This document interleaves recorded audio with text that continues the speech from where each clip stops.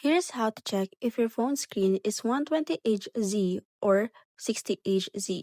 So as you can see, most of the time on the settings of screen on your phones, you cannot see there what kind of HZ that you have. So the first thing that you can do for you to know is go ahead and know the model of your phone. So let's say for example, my phone model is iPhone 13.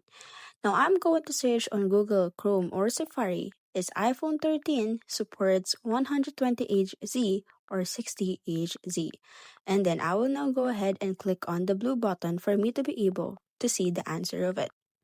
Now, as you can see, the Google says here that iPhone 13 model has a 60Hz display while iPhone 13 Pro and 13 Pro Max model supports 120Hz.